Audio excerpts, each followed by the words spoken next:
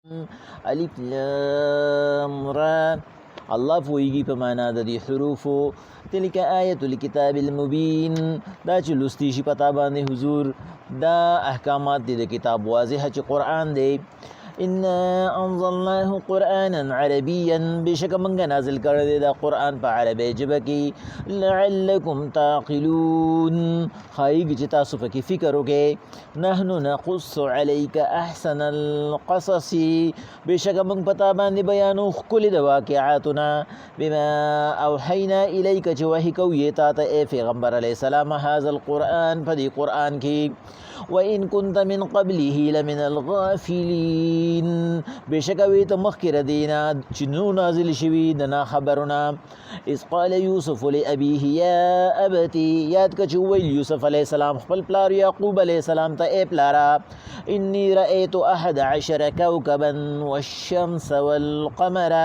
بشک زه وینم خوب کې 11 ستوري، نور سپوږمۍ او نور او سپوږمۍ. رأیتهم لی ساجدین،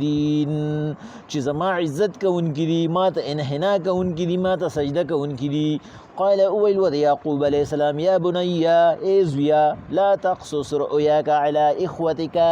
مبیانا ودا خوب دی رونو خپلو ته. فکیدو لک کیدا، کنیم تدبیر برته جوړ کی. ان الشیطان للانسان عدو مبین، بشک دا شیطان د انسان د پاره ښکاره دشمن دی. وکذالک یجتبیک ربک، هم دغه رنګ به الله تا غوره کی. ويعلمك من تأويل الأحاديث، تاتب أخي تعبيرون دخوبنو. ويتم نعمته عليك وعلى آل يعقوب، او تمام بکی انعامات خپل چې نبوت دے پتا او پا آل دے یعقوب علیہ السلام، کما اتمها على ابویک، لکه څنګه چې تمام کړي استاسو په پلار نیکو باندې. من قبل مخکستانا ابراهیم، چې ابراهیم علیہ السلام و اسحاق او اسحاق علیہ السلام. ان ربک علیم حکیم، بشک رب ستا پوی دی او حکمت والا دی. الله پاک وی پیغمبر علیہ الصلوۃ والسلام په دې سورہ یوسف کې یو څو خبرې هغه د خپل ترجمه نه علاوه چې مونږ د په مقصد باندې پوه شو. سورہ یوسف ټوټل 111 آیاتونه د 111 مکی صورت ته. ترتیب عثمانی کې 12 نمبر دی او ترتیب نزولی کې د سورہ هود نه پس په 53 نمبر باندې. ټوټل حروف ټوټل کلمات 1766 دي، ول سوا او شپږ شپېته په دې کې کلمات دي، او حروف چې سورہ دي نو هغه دي 7166، یعنی 1000 حروف فرید دي. حضرت ابراهیم علیہ السلام چې کله په شام کې الله پاک هغې ته د زوی زیر ورکړه چې موږ په دې نه مخکې ویلو د ابراهیم علیه السلام په هغه واقعه کې مو ویلی کومه واقعه چې د لوط علیه السلام په باره کې وه. د ابراهیم علیه السلام عمر دغه وخت کې 120 سال او شپږ شلې کاله عمر و کله چې ورته الله پاک د اسحاق علیه السلام زیر ورکړو. دی دویم زوی و، د دې نه مخکې یو زوی و چې هغه د هاجري بیبي نه و چې هغه اسماعیل علیه السلام و. اسحاق علیه السلام د سارا بیبي زوی و چې د هغې اولاد نه و، او په دغه وخت کې د سارا بیبي عمر 98 سالو 2 کالو چې الله پاک ورته دا اولاد ورک. اسحاق علیه السلام چې کله واده وکړو نو د الله پاک هغه 2 اولاد ورکړو. یو قول لري چې دا 2 اولاد د یو بیبي نو نور اولادی مو، خو هغه نور غیر مشهور دی او دا مشهور دی. خو به هر حال زمونږ چې په کومه کې خبره ده مونږ به هغه خبره وکړو. اسحاق علیه السلام له الله پاک 2 زامن ورکړو او دا وی ټوینو، یعنی دواړه برغونی،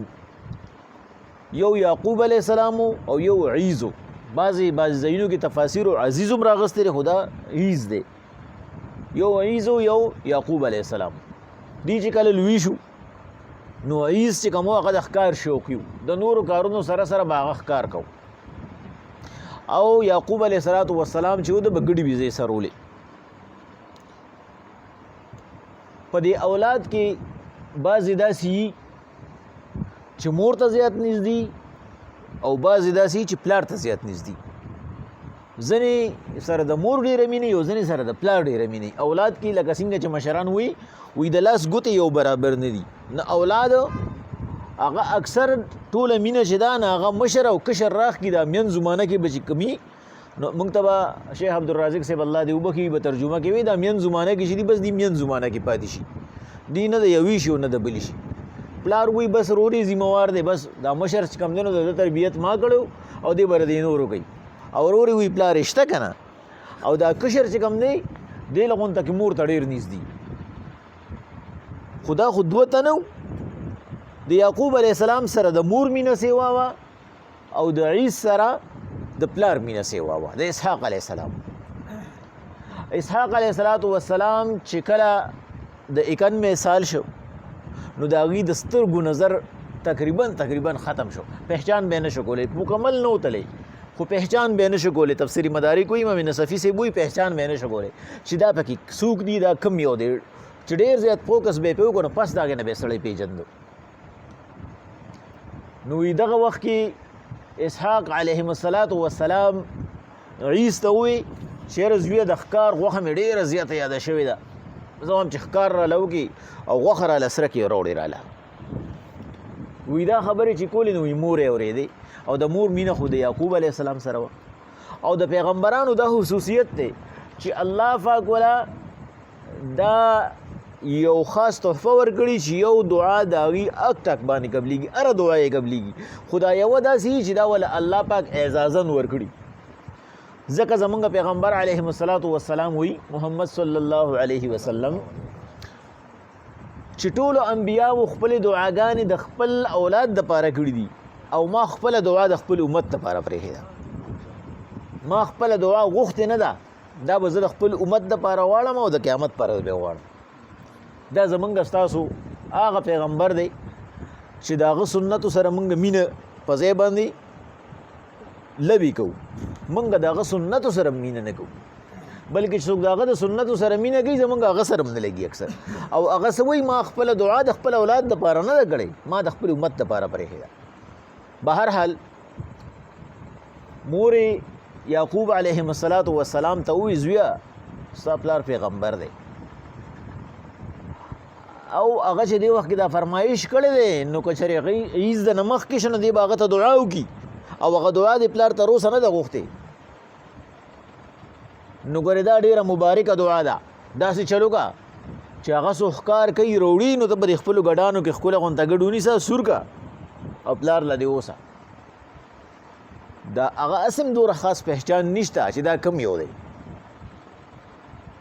دا د مور د هغه مینې وجه وه که نه خو د پلار هېڅ چېرې داسې نه کېږي چې په اولاد کې فرق وکړي. خو چونکې ظاهري داسې ښکاري لکه پیغمبر علیهم السلام ته الله پاک وایي پیغمبر علیهم السلام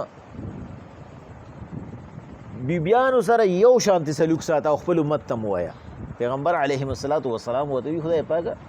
زما د زړه مینه خو د عایشې سره سیوا ده. عایشې بیبي سره الله پاک ورته وایي ظاهرا ته انصاف وساته د زړه په مینه باندې ته نه نیسلی. نو دا د هغه مور ډېره مینه وه چې ورته وایي د هغه ډېر پہچان نشته. که نه مور پلار خو چې کم دی نه مشران وایي د مشرانو خبره وایي که د کتاب نه د کتاب نه کم هم ني. هغې وایي مور پلار خپل بچي هغه د قدم او د بوی نه او د سا نه محسوسوي چې دا کم یو دی. بهرحال یعقوب علیه السلام لړه ګډې سور کو غوښه یې ترې ورته راوړه. نو چې کله هغه لاس اوچت کړ نو یعقوب علیه السلام ورته وایي پلاره زه یعقوب یم. احتیاطاً یې ورته وایي داسې ووایي تفاسیر لیکي چې هسې نه چې دې وایي چې دا خو عیس دی او دې دعا عیس ته وکړي. نو چې هغه لاس اوچت کړه او دعا یې کوله ورته وایي پلاره ګورې زه یعقوب یم. نو هغه ورته وایي یعقوبه الله دې دله اولاد درکړي او ستا د اولاد نه دې الله پاک د پیغمبرۍ چینه خوره کړي. دا هغه دعا وه چې یوازې دا نه چې اولاد دې دله درکړي د پیغمبرۍ چینه دې الله پاک ستا د اولاد نه خوره کړي. مازدیګر کې عیز راورسېد هغه ښکار کړی ورویړوله یعقوب علیه السلام ته اسحاق علیه السلام ته کېښود. اسحاق علیه السلام ورته وایي بچیه یعقوب د نه مخکې شوی دی نو بعضې وخت کې یو مسله راځي د رونو ترمنځ چې کله داسې د تقسیم مسلې د برخې مسلې نه اکثر رونه د یو بل خلاف شي بیا د پلار هم نه اوري او هغه مخالفت هغه کینې ته بغض ته ورسي هغه ورته وایي څه چې هغه ورته وایي تفاسیر لیکي چې هغه ورته څنګه وایي چې څه ورته وایي نه بچې تا ته هم دعا کوم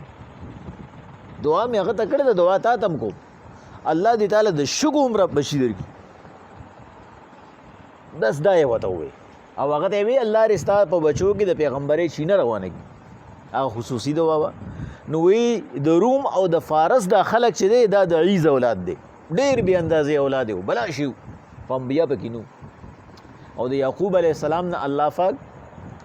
هغه پوره چې کوم دی نو یوه چینه روانه کړه وی پلار یې محسوسه کړه اسحاق علیه السلام چې یاره د دې روح خو د سره کینه شوه او هسې نه چې نقصان ورته ورسوي نو یعقوب علیه السلام ته وی چې یعقوبه کنعان ته ځه د دلته نه ځه ځکه د رور د موټ ښکلی نه رهی او زه اوس د عمر په هغه حصه کې مزه ستاسو هر وخت دا څیزونه نشم کولی ته هجرت وکړه نو یعقوب علیهم السلام د هلته نه هجرت وکړو کنعان ته راغی ابراهیم علیه السلام شام کې و نو دی یعقوب علیه السلام هم چې کوم دی نو هغه شام کې ولته کې اسحاق علیه السلام هم شام کې نو دی راغی دا کنعان چې کوم دی نو دا اردن سره دی د مصر نه بار دی وی دلته کې چرال دلته کې ماما اوسېدو دا ماما نوم یې چې کوم دی نو لیانو او هغه بت پرستو یعقوب علیه السلام هغه ته وی چې یاره ماما دې لوڼو کې به د یو لور ما لره په نکاح نه کړي او هغه ورته وی چې بس ټیک ده ستا پکې خوښه کا چې کومه پکې ستا خوښه وي تا ته به په نکاح کړم نو د هغه کشره لور وه راحیل بیبي نوم یې نو یعقوب علیه السلام په هغې ګوته کېښوده چې دا ما لره که نو هغه ورته وی چې ټیک ده خو دوره کلونه به ته زما ګډې بیزې وسرې بس زه به درته په نکاح کړم یعقوب علیه السلام وی هغه وکړه چې د نکاح ټایم راغی نو د هغې مشره لور وه چې د هغې نوم لایه و او ورته لایه په نکاح کړه شریکې تړله نه ورته ماما عجیبه کار دی را سره وکړو ګډې بیزې دې را باندې په یو نوم وسرولې اوس راته په نکاح کې بله هغه ورته وایي زمونږ دا قانون دی د کنعان چې مشره یې مونږ کشره چاته نه په نکاح کوو زه خیر دی دا بله به راته هم نکاح کړم بیا راله ګډې بیزې وسره وه بله به راته په نکاح کړم د هغې د قانون مطابق دوه خویندې په نکاح کې ژوندی ساتل دا منع نو نو لاول نه مشره بیا د هغې نه څه موده پس یعقوب علیه السلام چې کوم دی نو د هغې شرط پوره کړو نو کشره یې ورته هم په نکاح کړه او چې کشره یې ورته په نکاح کړه نو دا کشره لور ډېره خوږی لکه څنګه چې بلکې کشر اولاد خوږي داسې به ووایي نو وی چې هغه راتله د کوره نو هغې سره یې دوه وینځې مو ورکړې ماما یې چې ولیان نو هغه وله دوه وینځې مو ورکړې د یوې نوم زلفه او د یوې نوم بلحه تاریخي کتابونو راغوستي دي یو زلفه وه یو بلحه وه دا ورسره رال یعقوب علیه السلام له الله پاک د مشرې بیبي نه چې لیا وه د هغې نه شپږ اولاده ورکړو شپږ زامن او یوې لور وه او چې کومې دا وینځې وې نو د زلفا د بلحه د دواړو دوه زامنو نو څو شو لس شو د راحیل بیبي اولاد نو بالکل په هغه اخري عمر کې الله پاک هغې ته دوه بچي ورکړو یو یوسف علیه السلام او یو بنیامین او په بنیامین په ولادت کې هغه وفات شو راحیل بیبي د بنیامین په ولادت کې وفات شو یعقوب علیهم السلام چونکې دا دوه زامن واړه پاتې شو نو په دې وجه دی کې دې سره یې مینه وه خو ما تاسو ته ووایي چې د ځینې اولاد سره ډېره مینه وي نو د یوسف علیه السلام سره یې بې اندازي مینه وه نو دا نور وروڼه به یې چې وو دوی به په دې باندې خفه کېده چې کوم شپږ وو هغې به وي مونږ ډېر یو او چې کوم دوه وو هغې به وي ګوره مونږ مشران یو د ګټې وټې مونږ یو دې وړوکي سره مینه کوي د یوسف علیهم السلام الله پاک یو خصوصي اعزاز ورکړو چې دنیا ته الله پاک په 100 حصې حسن کې کم لس حصې ورکړی دی 9 حصې یوازې د یوسف علیه السلام او دا یو حصه په ټولو انسانانو کې خوره ده دغه یو حصې دپاره انسانان یو بل وژني که نه نو چې هغه 9 حصې په یو وي نو زلیخې ته پکې ګناه نه وه خو پیغمبر صلی الله علیه وسلم وایي کله چې زه معراج لتلم او په څلورم اسمان کې مې د یوسف علیه السلام سره ملاقات وشو نو زما د مخ مالګه په هغه سیوا وه د مخ مالګه برکت ته وي. بعضې انسان به تک توري لیکن ستاسو نظر به ترې نه وړي، او بعضې به د لټۍ په شانتي خو څه سپېره غونته به ښکاري. دا د الله پاک کار دی چې هغه نور پکې کېدي. د پیغمبر صلی الله علیه وسلم وایي زما د مخ نور د هغه نه سیوا. نو مختصر خبره دا چې یوسف علیه السلام راغی او پلار ته یې ورځ ووایي پلاره ما خوب لیدلی دی، دا 11 وروڼه را سره دلي، دا خپل ورور را سره هم دی او زه م یمه. موږ غر کې خشاک کوو، خشاک مو وکړو خو زما هغه پنډه دی ټولو د پنډ نه دروند دی. د دې ځان له 11 پنډه چې را یو ځای کې زما هغه یو پنډ د دې نه دروند دی. پلار ورته وایي زویه دا خوب د ګورې وروڼو ته ونه وی. د دې نه مقصد څه و؟ هغه هم عالمانو هغوی ته فتح و ځکه ورته یعقوب علیه السلام وایي. سموده پس ورته وایي پلاره خوب مې لیدلی دی، ما سره هم امسا ده او زما د وروڼو سره هم امساګانې دي، خو زما هغه امسا ته ښکلې ده او زما هغه امسا ته دنګم ده. یعقوب علیه السلام ورته بیا وایي زویه ګوره دې وروڼو ته دې ونه وی. میندو خو بیا اورېدو او دا خو خپله مور نه وه، ترور یې وه، ترور لوی کړی و، لیا چې کومه مشره وه. په درېیمه پیره باندې ورته دا خوب ووی، دا چې کوم په قرآن مجید کې راغلی. دې نه مخکې دا 2 خوبه لیدلي، دی ورته درېیم خوب ووی چې پلاره خوب مې لیدلی دی 11 ستوري دي، یو نور دی، یو سپوږمۍ ده، او ټول ما ته د عزت په شکل کې راټیټ شوي دي. نو پلار وله تعبیر هم ویسته، ورته وایي زویه ګورې الو نه وی. بس چې میندو هغه خپلو زامنو ته دا وایي، هغوی وایي یاره د سره بل څه نه کېږي، دا خو موږ ته ډېر غټه مسله جوړوي. یو یې رانه د پلار مخ هم اخیستی را، بل دا خوبونه هم دی داسې ویني چې که دی هم د مخې نه لرې نه کو نو بس مسله به راته جوړه شي. هغوی ورته منصوبه جوړه کړه. پلار ته یې وی یاره پلاره وی دا زوی ته چې ته پرېږدی نه، په ګوټ کې دې لوی کو، د دنیا په خوند باندې پوه نه شو. وګوره وی نن سبا چې کوم دی نو وی ښه ښکلی د سپرلي موسم دی، تفاسیر لیکي چې سپرلی نه و منې و، خو د دروغو یخپیني. نو هغوی به هغه خپله منصوبې مطابق خبره وکړه. ورته یې وی چې ګوره څومره ښکلی موسم دی او دا دي او دا دي او دا دی، دی به خوشحاله شي او دی به ډېر زیات چې کوم دی نو دی به ورسره مینه وکړي حالاتو سره، دی موږ سره پرېږده. نو یعقوب علیه السلام ورته وایي چې دا خو منې دي زامنو، په دې منې کې دا د سپرلي موسم د کوم ځای نه راغی. بس وی غلی شو وته. وی په خپله خبره باندې بیا ځان پورې اریانو چې دا هم څه وکړو. نو وی شیطان ورته راغی. وی شیطان ورته وایي چې داسې چل وکړئ چې خیر دی، د سپرلي موسم به هم راشي، خو دا تاسو چې په کوم شکل کې غواړئ دا د پلار نه پاواله کوي، دا رور هم ولمسوئ. ده ته ووایې، یوسف ته ووایې په څه طریقه باندې، او دا خو د دوره عمر نه دی، ځکه تفاسیر لیکي دی دغه وخت تقریبا د 12-13 سالو. ده ته ووایې چې بایي موږ د پلار دی موږ سره پرېږدي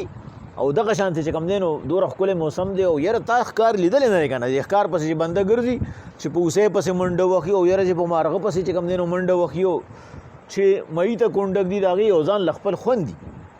یوسف علیه السلام خو وړوکی و، دا د دوره عمر نه و، د هغه زمانې د 12-14 کالو بچی چې کوم دی هغه د نن سبا د 4 کالو د ماشوم برابر و. نن سبا خو چې 12-14 د ورسې خو د نیکه نه هم پاخوا شوي، تربیت یې نه. بس وی مختصر دا چې وی هغه یعقوب علیه السلام ته وی چې بس دا جیزه وسره ځم. یعقوب علیه السلام ورته وی چې زه زوی ټیک ده چې ته وې زما خو بدي اعتماد نشته، خو چې ته وې بس ټیک ده ورشه، خو یو خبره مې یاده ساته چې تر څو پورې ما سره واپس میلاو شوی نه نو خاندې به نه، او زم چې تا سره میلاو شوی نه یم خاندم به نه. تفسیر کبیر کې امام رازي صاحب دا نکته لیکي. یعقوب علیه السلام ته نه واده واغسته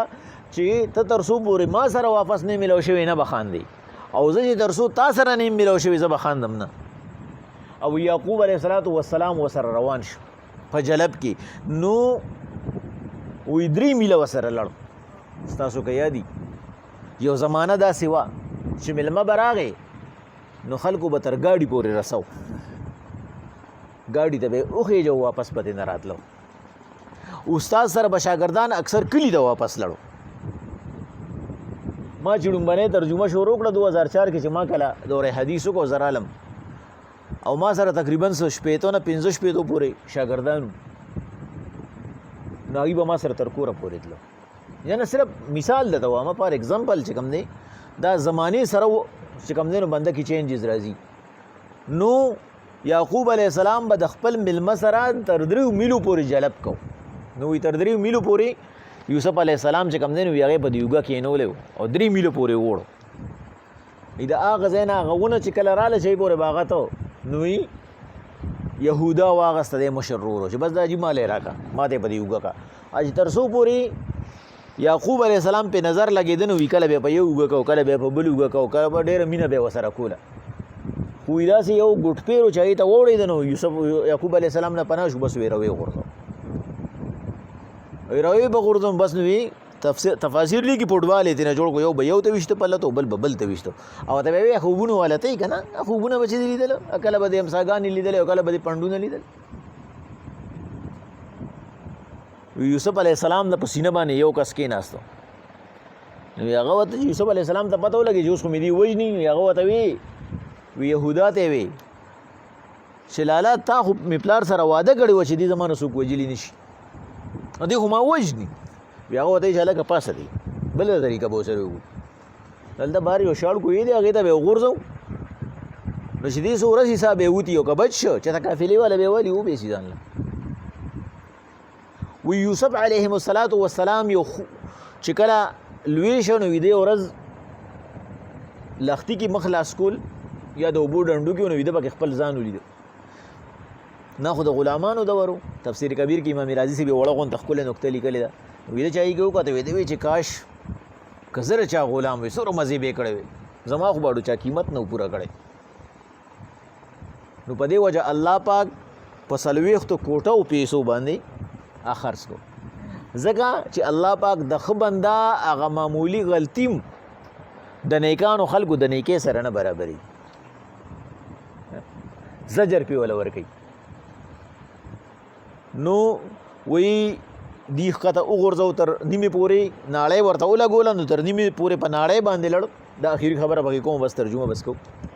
څه خبرې و پکې بیا نورې بوکې سره به وګو دا خو صرف ما ستاسو ذهن کې کینوله چې بیا ورته زه صرف اشاره کوم ستاسو ذهن ته به خبره راځي نو خبره به ښه کېږي.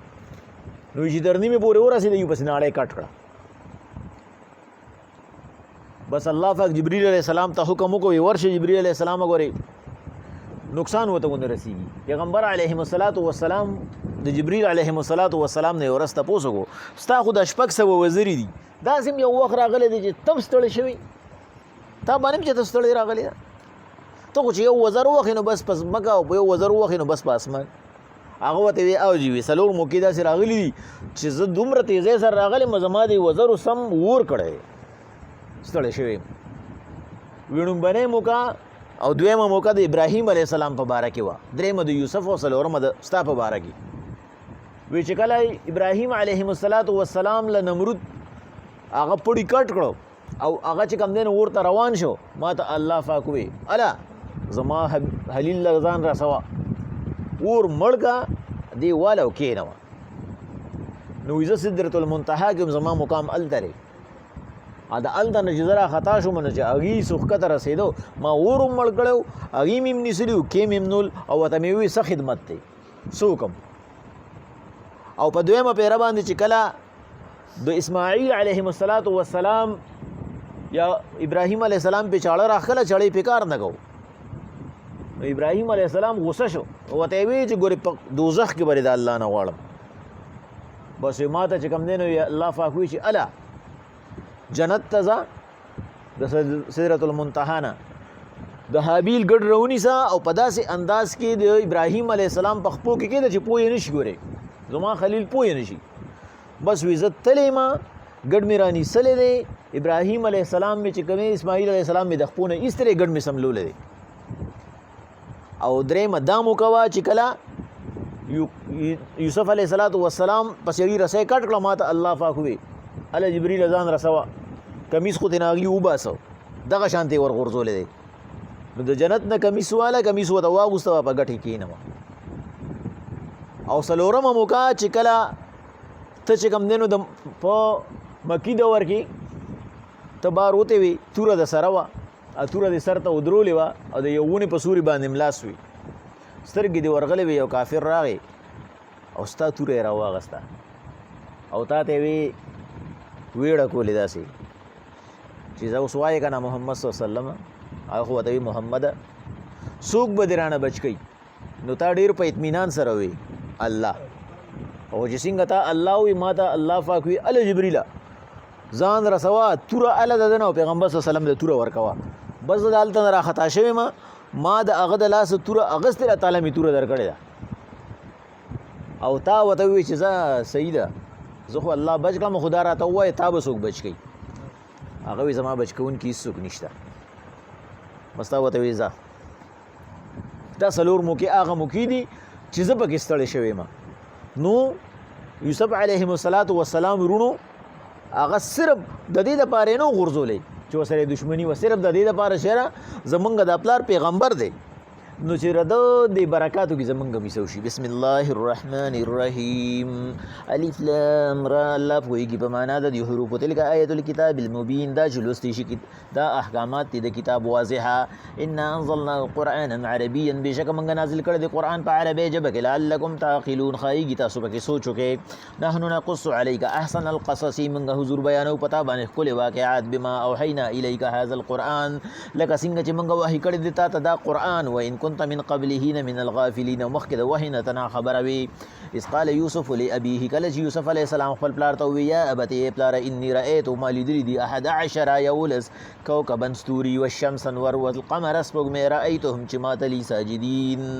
سجده کوي قال اویل ورته پلار یا بنی ای زویه لا تقصص مو بیانوه رؤیاک خوب خپل غلا احوتک خپل وروڼو ته پکې دو لکه کیدا